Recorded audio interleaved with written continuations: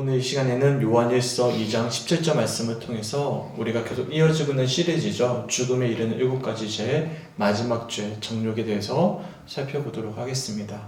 혹시 앞에 있는 죄들 다 기억하십니까? 네, 처음에가 뭐였죠? 교만. 두 번째가 시기. 세 번째가 뭐죠? 분노. 네 번째 뭐죠? 나태. 다섯 번째 탐욕. 그리고 여섯 번째 탐식. 마지막 정욕. 네, 아예 얼굴을 밑으로 보고 계시는 분이 계십니다. 네, 네, 따라해볼까요? 교만, 시기, 분노, 나태, 탐욕, 탐식, 정욕. 이제 우리 마지막 정욕에 대해서 좀 살펴보도록 하겠습니다. 끝나고 나면 다음 주에는 이제 좀 우리가 책 읽는 설교를 좀 한번 해볼까 해요. 그래서 제가 주일날 좀 나눠드릴 거거든요. 이제 그리고 하면서 3주에 걸쳐서 제 기도에 대한 어떤 내용을 좀 살펴보고자 하는데, 그거는 제가 주일 시간에 다시 한번 더 자세히 좀 소개해 드리도록 하겠습니다. 수요일 날은 우리가 조금 공부하는 개념도 있으면 좋지 않을까. 이런 것들을 우리가 접하기는 쉽지 않잖아요. 근데 이미 기독교 전통에서는 많이 알고 있는 건데, 신앙생활을 오래 했는데도 불구하고 과연 기독교 전통적으로 어떤 죄를 주의케 했는지 우리가 잘 모르는 경우가 많은데 유익한 시간이 되지 않았을까 싶습니다. 오늘 마지막 정욕에 대해서 좀 살펴보도록 하겠습니다. 제가 신학교 시절에 귀에 몫이 박히도록 들었던 이야기가 있어요. 목회자는 이 세 가지를 주의해야 된다. 뭘 것 같아요? 목회자가 목회하면서 세 가지 주의해야 된다. 저는 뭘 것 같아요? 여러 가지가 있겠지만 특별히 돈 조심해야 되고, 두 번째 권력 조심해야 되고, 또 명예, 권력 포함된 거예요. 그리고 마지막 세 번째 여자 조심해야 된다. 제가 정말 너무 많이 들었어요. 목회하면서 세 가지는 항상 주의해야 된다. 재물, 권력, 명예, 여자. 이것은 내가 아무리 훌륭한 목회를 하더라도 이 셋 중에 하나가 걸리면 너는 넘어진다. 이런 이야기를 참 많이 들어왔습니다. 실제로 상당수 한국교회 목회자들이 넘어지는 경우들이 있잖아요. 어디에 다 들어가죠? 이 세 개에 다 들어가는데 눈이 제일 많이 띄는 게 있습니다. 돈도 권력도 잘 숨길 수가 있거든요. 그런데 여자 문제는 숨길 수가 없어요. 그래서 한국 교회 내 목회자들이 성적 문제 때문에 넘어지는 경우가 너무나 많죠. 감리교 내에서도 여러 있습니다. 근데 목회자만 그렇습니까?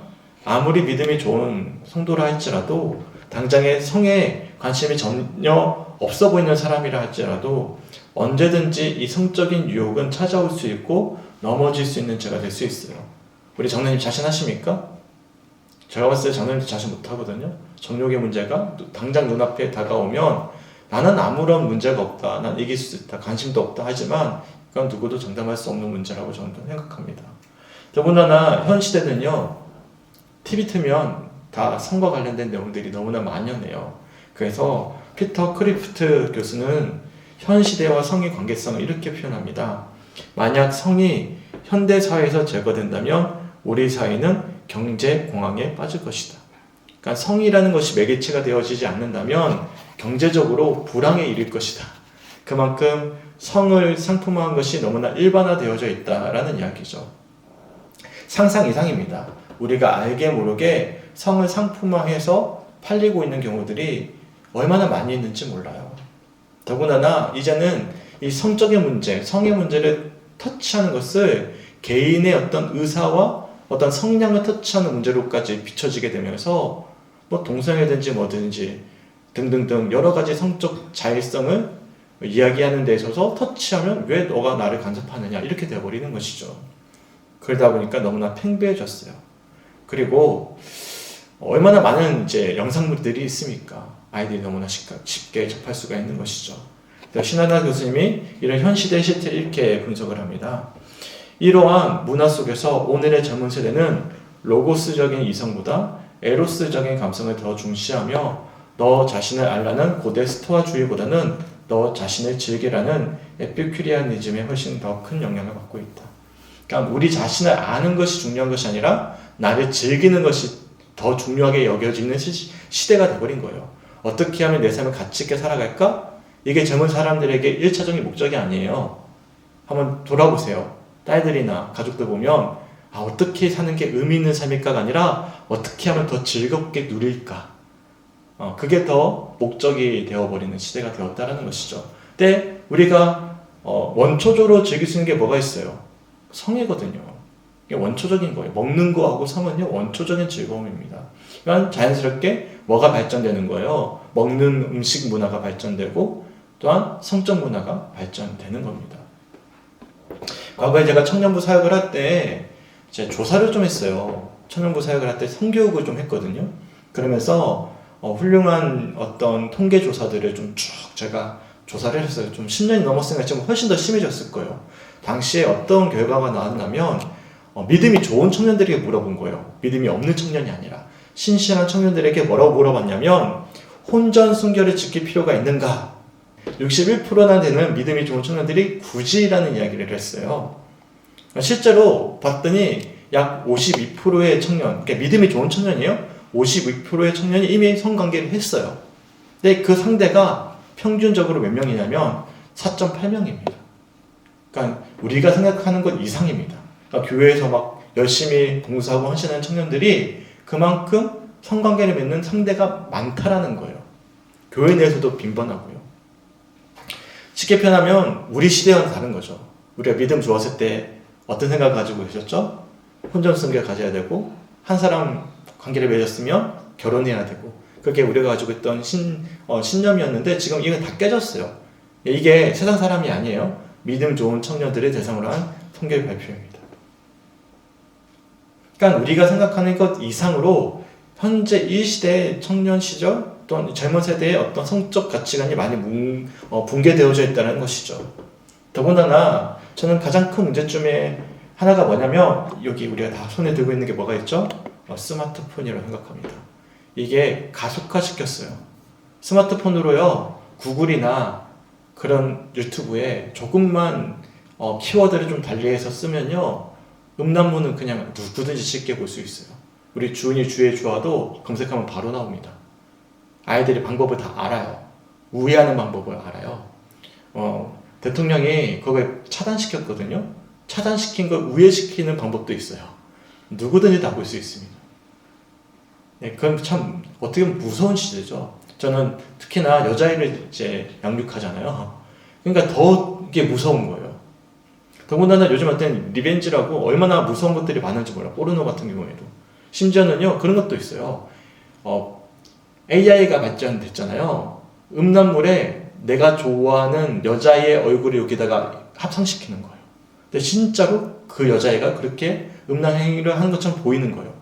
AI가 발전이 되니까 포르노의 한 여성의 얼굴을 내가 좋아하는 여자의 얼굴로 입혀서 진짜 그 여자가 그 행위를 하는 것처럼 보이게 만들어버리는 거예요.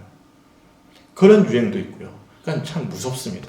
우리가 상상하는 것 이상으로 이 시대의 성상품화가 기하급수적으로 늘어나고 있다는 사실 우리는 기억하셔야 돼요.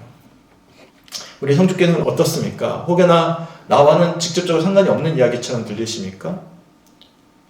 그럴 수 있어요. 제가 봤을 때 여기에 막 정욕의 문제 막 불타올라가지고 어찌할 바 몰라가지고 힘들어하시는 분들이 모르죠. 속마음이야. 근데 제가 봤을 때는 그렇게 썩 많이 계신 것 같지는 않습니다. 하지만 기억하세요. 성의 유혹은 남녀 불문, 나이 불문입니다. 저희 아내가 병원에 일을 했잖아요. 예전에 그런 기억이 있어요. 너무 죄송한데 80대 노인분이에요. 근데 복상사로 오신 거예요. 그게 무서운 거죠. 모텔에서. 이거는 나이 불문인 거예요. 무슨 말인지 이해하십니까? 80세 노인분인데 관계를 맺다가 머리 터져서 오셨다고요. 혈관이 터져서. 그러니까 무서운 거라고 이게. 그러니까 나이 불문이라고요. 그러니까 우리도 장담할 수 없다라는 거예요. 더군다나 우리는 자녀를 양육합니다. 더 심각하게 우리가 이 정욕의 문제를 두고 뭐 하셔야 됩니까? 기도하셔야 될 때라는 사실을 기억할 수 있는 우리 성주교회 성도들이 되시게 주님의 이름으로 간절히 축원합니다. 아멘. 이 정욕 문제가 왜 무서울까요? 단순히 성적인 문제는 성적인 문제로만 그치지 않기 때문에 그렇습니다. 무서운 죄 파괴력을 가져와요. 어떤 파괴력을 가져오냐면 우선 하나님과의 관계가 단절됩니다. 그리고 두 번째로는 어떤 관계가 단절되죠? 가정이 파괴됩니다. 가정이 파괴되고 모든 관계가 파괴시키는 무서운 죄가 어떤 죄죠? 정욕이에요. 그렇잖아요. 부부관계에 이 정욕 문제가 들어와서 신뢰가 깨져요? 그러면 가정 어떻게 됩니까? 회복됩니까? 절대 회복 안 됩니다. 무서운 죄거든요. 근데 사실 그렇지가 않아요. 원래는 성은 아름다운 겁니다. 하나님이 만들어 놓으신 성은 죄가 아니었어요. 하나님 우리에게 성을 선물로 주셨습니다. 그래서 성욕은 인간 창조의 독특성에서 말미암은 신비롭고 아름다운 것이죠. 성애링이를 해야 생육하고 번성하죠. 그렇지 않습니까? 1장 27절에 보시면 하나님이 사람을 창조하시면서 이렇게 말씀하시는데 우리 함께 읽어봤으면 좋겠습니다. 시작. 하나님이 자기 형상 곧 하나님의 형상대로 사람을 창조하시되 남자와 여자를 창조하시고 아멘. 히브리 원어를 좀 살펴보면요. 여기 보시면 남자와 여자를 창조하시되라는 표현 있잖아요. 여기 우리가 번역하면서 한 문장에 한 편이 빠져 있습니다. 그들을 남자와 여자로 창조하셨다라고 되어 있습니다. 그러니까 앞에 있는 사람은 단수인데 복수형인 그들로 바뀌는 거예요. 어떤 말이냐면 남자와 여자는 성적으로 다른 존재라는 거예요. 근데 이 다른 존재가 한 몸을 이루는 거예요.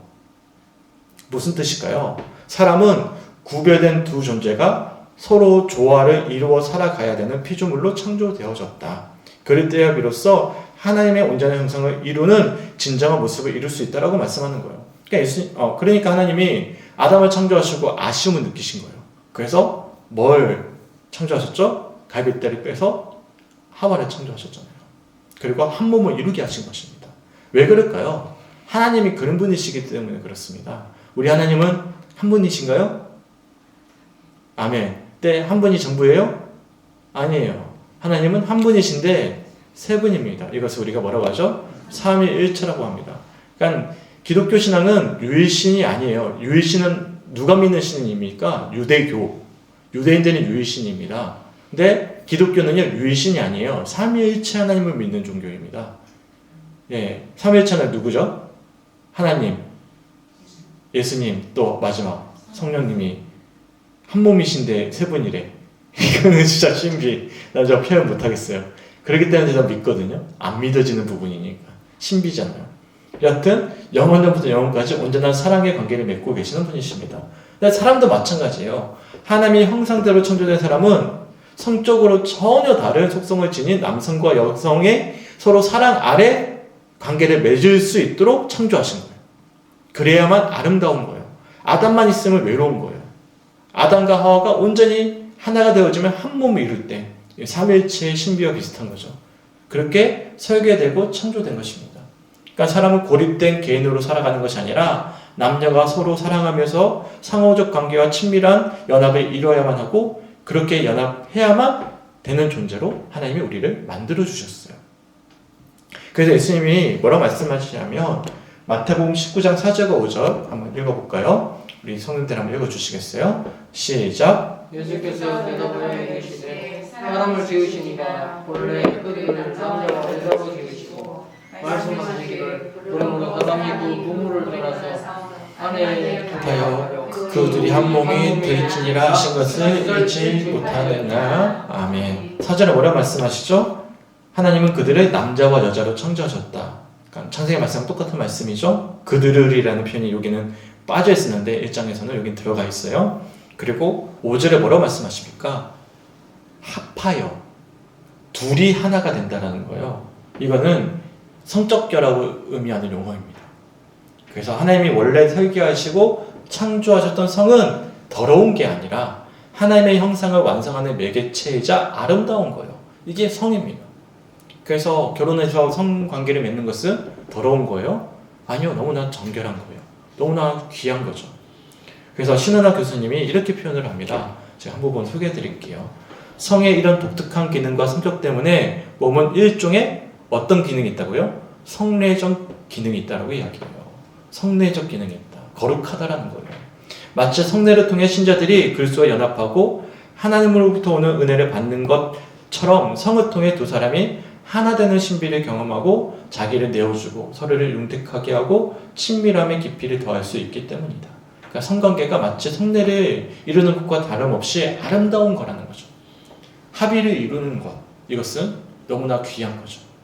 어떨 때? 하나님이 창조하신 남자와 여자가 하나님의 사랑 안에 온전히 하나 되어질 때 이것은 너무나 아름다운 겁니다. 그러니까 성적 결합의 행위는 단순히 육체적인 관계를 나누는 것을 넘어서 정신적으로 영적 자아를 주고받는 거예요. 저도 아내와 관계를 맺잖아요. 그건 단순히 몸만 나누는 게 아니에요. 마음도 나누죠. 내 영혼도 함께 나누는 거예요. 그러니까 그 시간이 더러운 시간이 아니고 너무나 아름답고 행복하고 마치 천국을 경험하는 것 같은 아주 그냥 최고의 시간이죠. 어떻게 보면 그냥 감사한 시간이에요. 이 과정에서 서로를 더 존중하게 되고 더 배려하게 되고 더 깊이 서로를 알아가게 되고 이제는 우리가 진짜 한 몸이구나, 정말 떨어질 수 없는 존재이구나라는 것을 친밀함을 더해가는 것, 이것이 저는 그런 시간이라고 생각을 합니다. 그러면 좀 불편해지시죠? 왜 그럴까요? 우리가 이미 물들어 버렸어요. 세상의 더러운 가치관에. 성적 이야기를 하면 왠지 뭔가 불결하고 뭔가 불편해요. 그럼 이미 우리가 지금 이 문제 앞에서 뭔가 문제가 있다는 것입니다.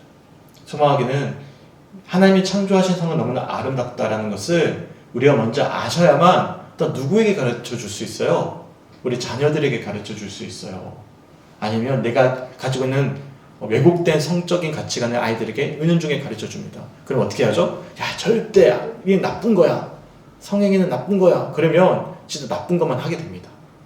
아름답다라는 것을 가르쳐 줄 수 있는 것, 이것은 굉장히 중요한 기독교의 어떤 가치관이라는 사실을 기억할 수 있게 주님의 영광 간절히 축원합니다. 아멘. 왜 그럴까요? 하나님은 남자와 여자, 성별이 다른 두 사람이 성적 친밀한 관계 안에 전인격적으로 하나됨을 이루어 사랑을 완성케 하시기 때문입니다.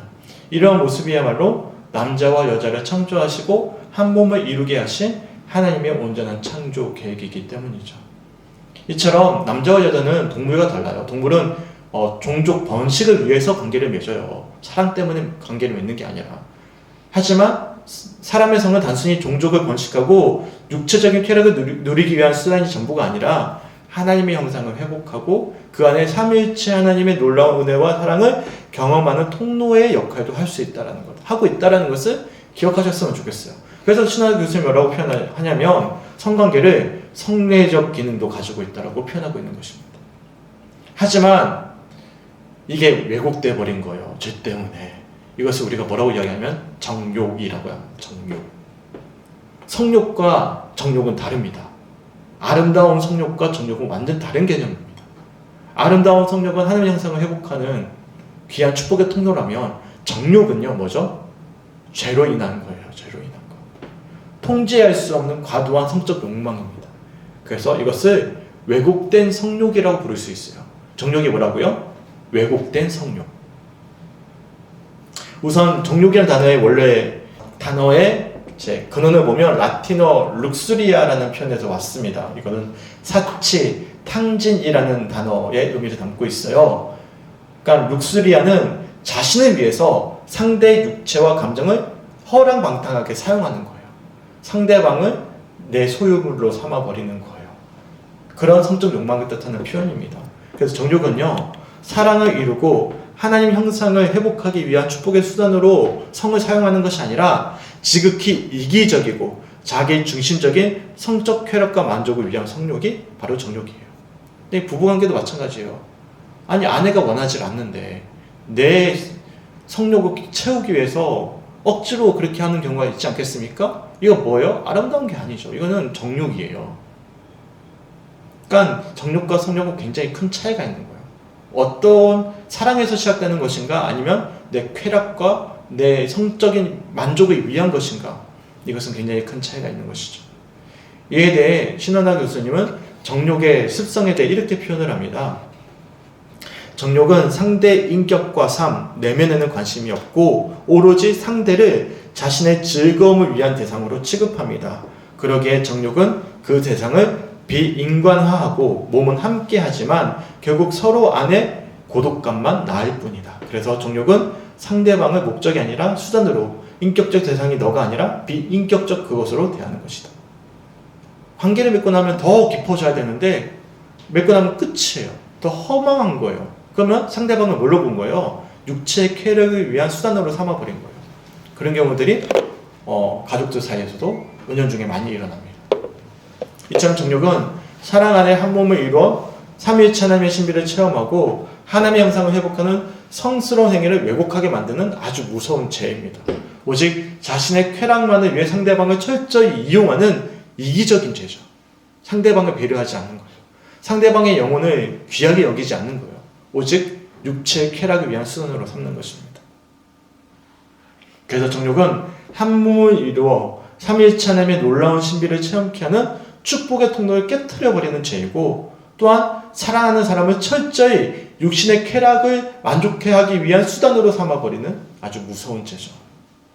다리편에서 정욕은요, 두 가지를 깨트립니다. 첫째, 하나님의 계획을 깨트려요. 그래서 누구와의 사랑이 깨지죠? 하나님과의 사랑이 깨져요. 또한 두 번째, 남편이든 아내든 누구든 상대방을 쾌락을 위한 수단으로 삼으면서 상대방의 마음을 깨트립니다.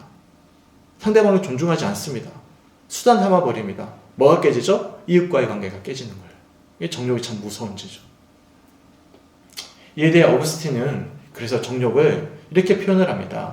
정욕은 단순히 육체적인 죄가 전부가 아니라는 거예요. 정욕을 육체의 죄인 동시에 영적인 죄로 간주해야 된다 라고 보았습니다. 그는 사람들이 정욕의 습관을 버리는데 주저하는 이유는 하나님 안에서 기쁨을 찾고자 하는 의지가 부족하기 때문이다 라고 보았어요. 또한 위대한 수도사였던 요한 카시아누스도 정욕은 육체에 속한 죄이지만 영혼의 죄와도 절대 무관하지 않다라고 보았습니다. 이게 무슨 말이냐면, 우리가 탐식할 때 기억하십니까? 탐식의 죄가 되는 결정적인 이유가 무엇 때문에 말씀드렸어요? 영혼의 공허함을 뭘로 채우는 거예요? 먹는 걸로 대신 채우는 거예요. 우리도 그러잖아요. 우울하거나 힘들 때 사실 하나님 앞에 나와서 기도해야 되는데 뭘로 채우죠? 막 폭식해서 채우잖아요. 그러니까 이게 죄예요. 정욕도 마찬가지라는 거예요. 영적 허기를 육체의 쾌락, 원초적인 쾌락, 정욕으로 채우는 것입니다. 그리고 그 아름다운 사랑을 깨트려 버리는 것이 바로 정욕이 담고 있는 아주 무서운 죄이죠. 그래서 생활에 권태가 찾아오잖아요. 삶의 만족이 없어지잖아요. 그러면 우리가 정욕에 쉽게 넘어질 수가 있습니다. 외롭고 괴로울 때면 언제든지 도둑처럼 우리 마음 가운데 찾아가서 허전한 마음을 정욕으로 채우도록 우리를 유혹합니다. 그리고 정욕은 그런 내적 공허함을 채우게 만드는 수단이자 밋밋한 삶을 탈출하게 만드는 무서운 유혹거리가 되는 것이죠. 그래서 도로시 세이어즈는 이렇게 이야기합니다. 인생의 최상의 상태에 오를 때와 바닥으로 내려갈 때 모두 정욕에 취약하다라고 분석을 합니다. 그러니까 너무나 많은 것을 이루어서 정욕에 취약하고요. 반대급부로 너무나 내 삶이 퍽퍽해도 정욕에 넘어지기 쉽다라는 거예요. 왜? 내 영혼이 공허하기 때문에 그렇죠. 실제로 C.S. 루이스가 쓴 스크루테프 편지를 보면요. 인생의 파도에 보면 높을 때 낮을 때가 있잖아요. 높을 때도 정욕에 취약해요. 그래서 부자들 보면 얼마나 음란하게 모든 것들을 막 누리며 살아갑니까? 근데 더 취약한 게 있어요. 바닥을 칠 때입니다. 바닥을 치면 내 영혼이 공허하잖아요. 그런데 그때 뭐가 확 오죠? 인간적인 육체의 사랑을 통한 정욕의 유혹에 확 몰려오는 거예요. 그게 더 벗어나기 어렵다라고 이야기하는 거죠. 왜요? 정욕은 단순히 육체의 문제가 아니라 영적 문제와도 결부가 되어져 있기 때문에 그렇습니다. 오늘 본문 요한일서 2장 17절 말씀해 보시면 이렇게 말씀하는데 우리 함께 읽어봤으면 좋겠습니다. 시작! 이 세상도 그 정욕도 지나가되 오직 하나님의 뜻을 행하는 자는 영원히 거하느니라. 아멘. 사도 요한은 오늘 본문 바로 앞절에 유명한 말씀을 해요. 아는 말씀인데요. 육신의 정욕과 안목의 정욕과 이생의 자랑을 주의해라. 그러니까 흘러가는 시간 속에 창조되어진 피조물인 우리들은 사실 시간을 잡을 수 없잖아요. 그러니까 그처럼 정욕은 순간 사라지는 연기처럼 우리에게 영원한 만족을 줄 수 없다는 것이 본문의 말씀입니다. 그리고 그 결과는 파괴적이죠. 잠언 5장 3절부터 6절에 보시면 이렇게 말씀하는데 제가 한번 읽어드릴게요. 대저 음녀의 입술은 꿀을 떨어뜨리며 그의 입은 기름보다 미끄러우나 나중은 숯같이 쓰고 두 나에 갇힌 칼같이 날카로우며 그의 발은 사지로 내게라고 가며 그의 걸음은 수월로 나아가나니 그는 생명의 평탄한 길을 찾지 못하며 자기 길이 든든하지 못하여도 그것을 깨닫지 못하느니라. 이게 말이 어렵죠. 근데 굉장히 무서운 말씀이에요. 3절 보시면 이 음녀, 음란한 여인이죠. 음녀의 입술은 꿀처럼 달대요. 내 사절의 표현처럼 단데 알고 봤더니 쑥같이 쓰고 칼같이 날카로우대요. 근데 5절의 표현처럼 그러다 보니까 이 음녀의 꿀 같은 유혹이 나중에는 우리를 스울로 내려가게 만들고 6절 말씀 보십시오. 생명의 평탄한 길로 찾지 못하고 자기 길이 든든하지 못하여도 깨닫지 못하는 영적 우미함에 빠지게 만든다.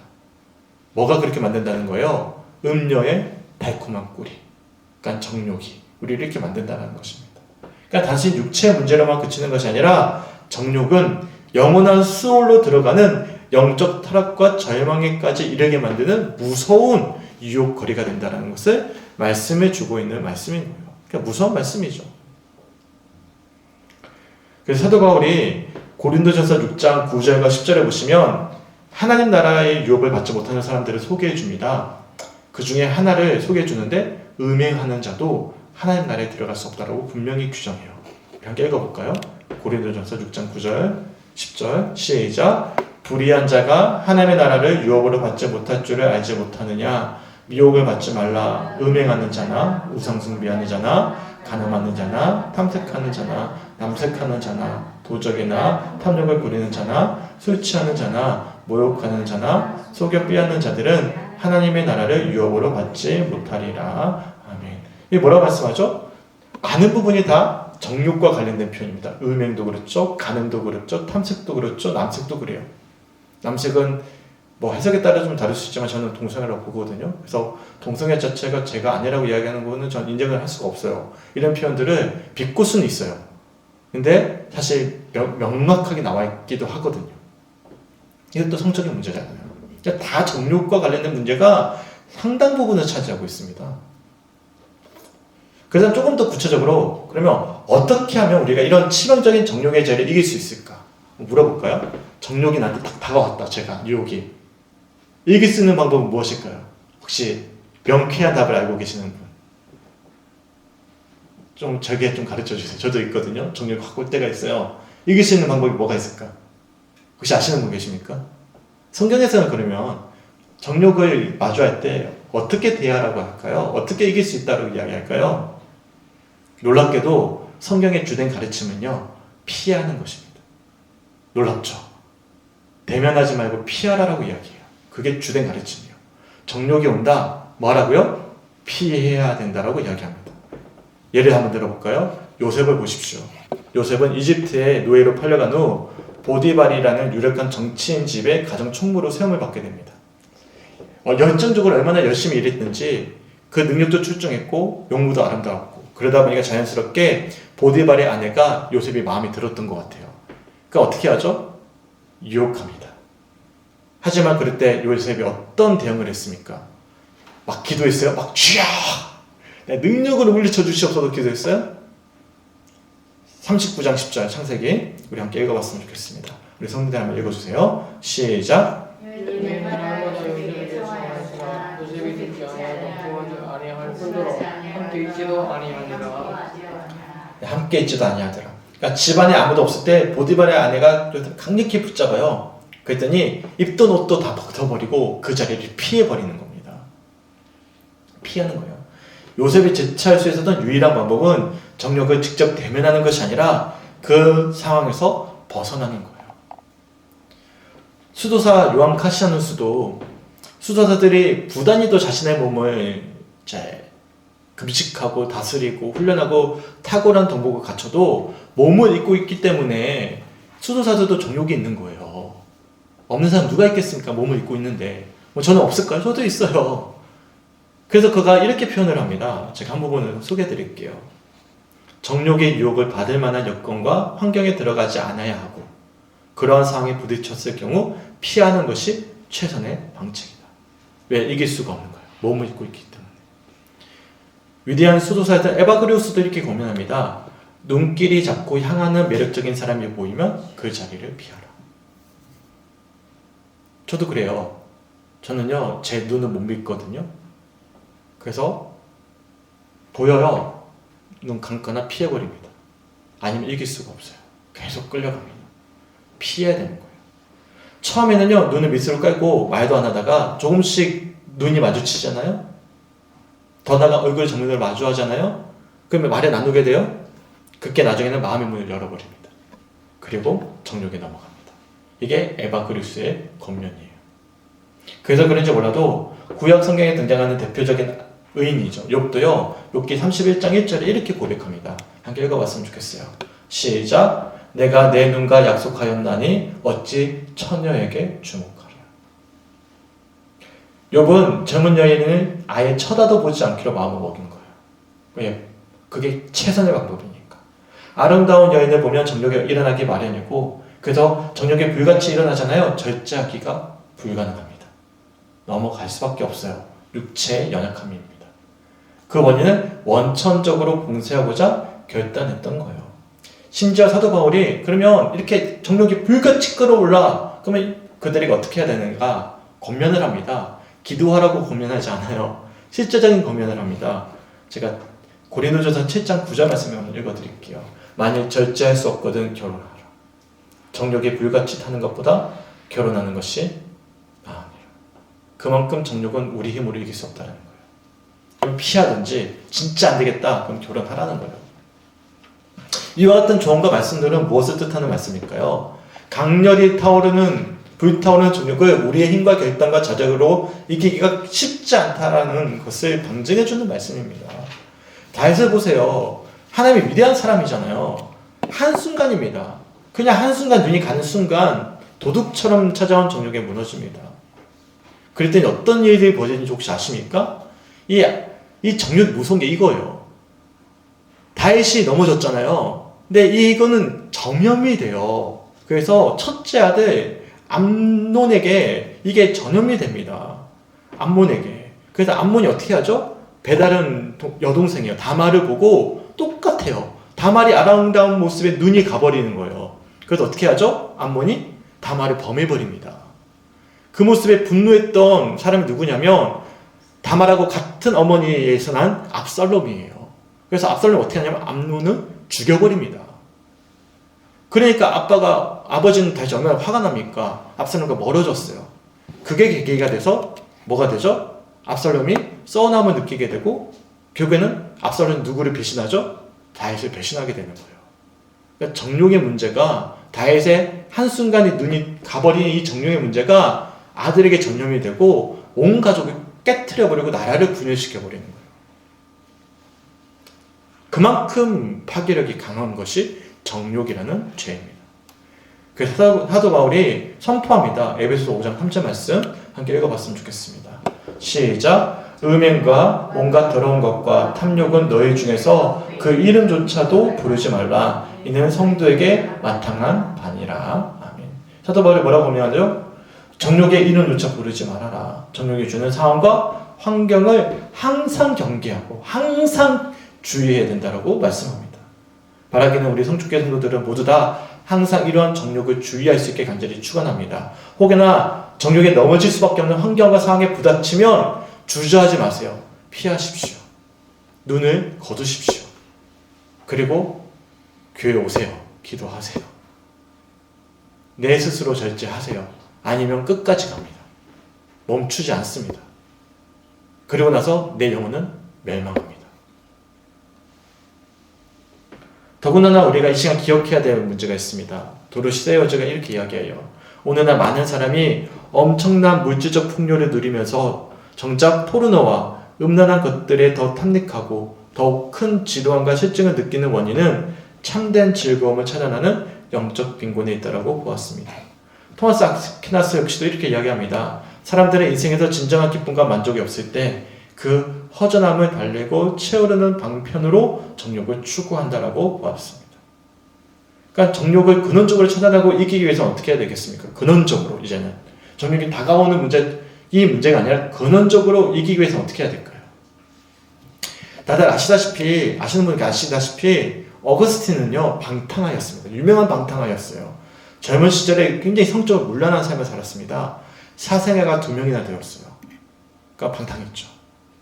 그랬던 그가 회심하고요. 평생 독신으로 삽니다. 어떻게 그럴 수 있죠? 정욕이 너무나 심한 사람인데 하나님 안에서 만족하기 때문이었어요. 하나님의 사랑으로 만족하니까 더는 정욕이 틈타에 틈이 없는 거예요. 이게 근원적으로 차단하는 방법입니다. 그래서 정욕이 막 몰려옵니까? 피해서 어디 오시는 거예요? 교회에 와서 기도함으로 어떤 사람을 다시금 채우는 거예요? 하나님 사람을 채우는 거예요. 그러지 않는 이상 우리는 이길 수가 없습니다. 틈타면요 100점 100패입니다. 끌려갑니다. 그래서 어거스틴이 뭐라고 이야기하냐면 사람이 영적 즐거움을 얻지 못하면 육체적 쾌락에 빠질 수밖에 없다. 은혜 못 받으면 어디에 빠진다고요? 육체 쾌락에 빠진다라는 거예요. 그런데 문제는 육체적 쾌락을 아무리 내가 빠져서 많이 즐기더라도 하나님에서부터 오는 근원적인 기쁨을 대체할 수 없다는 거예요. 그래서 내가 아무리 육체적 쾌락을 갈망해도 결국에는 불만족스럽다는 거예요. 그 중요한 진리를 가르쳐 왔어요. 다시 한번 오늘 본문 말씀 한번 읽어봤으면 좋겠습니다. 요한일서 2장 17절 말씀 시작. 이 세상도 그 정욕도 지나가되 오직 하나님의 뜻을 행하는 자는 영원히 거하느니라. 뭐라고 말씀하죠? 이 세상도 정욕도 지나가 버립니다. 하지만 오직 뭐는 영원하다? 하나님의 뜻을 행하는 자는 영원하다. 하나님의 사랑은 영원한 거예요. 성적 쾌락은 절대로 하나님의 사랑을 대체할 수가 없습니다. 그래서 신원화 교수님의 표현처럼 인간이 누려야 될 가장 근원적인 쾌락은 바로 어디서 오죠? 하나님에게서부터 오고, 그래서 정욕은 하나님께 나아가는 길을 잃어버린 사람들이 선택하는 왜곡된 쾌락의 길입니다. 진짜 쾌락은 어디서 오는 거예요? 하나님께 오는 거예요. 이것을 잃어버리니까 뭘 찾는 거예요? 정욕을 찾는 거예요. 근데 찾으면 뭐 합니까? 또 우리가 갈급하고 또 찾게 되는데요. 깨지고 관계는. 바라기는 오늘 이 시간 우리 성주교회 성도들 모두 다 영원하신 하나님의 사랑 안에서 도저히 스스로 이길 수 없는 강렬한 정욕의 힘을 이길 수 있길, 아니요 도리어 그것을 아예 문제조차 삼지 아니하는 하나님의 사랑을 충만해질 수 있는 우리 성주교회 성도들이 되시길 주님의 이름으로 간절히 축원합니다. 아멘. 말씀 마무리하겠습니다. 고생하셨어요. 긴 시간 어려운 말씀 7가지 죄 우리가 다 살펴봤습니다.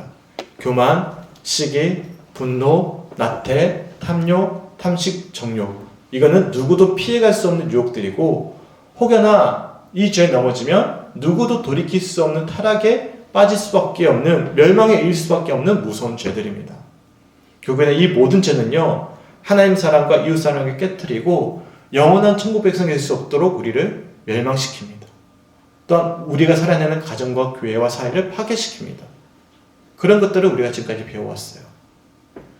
그래서 우리들에게 지금 필요한 것은 무엇일까요? 새로운 각오일까요? 새로운 교정일까요? 덕을 함량하는 것일까요? 아니에요.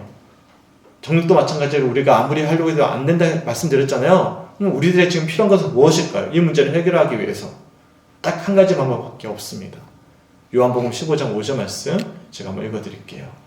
나는 포도나무요 너희는 가지라. 그가 내 안에 내가 그 안에 거하면 사람이 열매를 많이 맺나니 나를 떠나서는 너희가 아무것도 할 수 없음이라.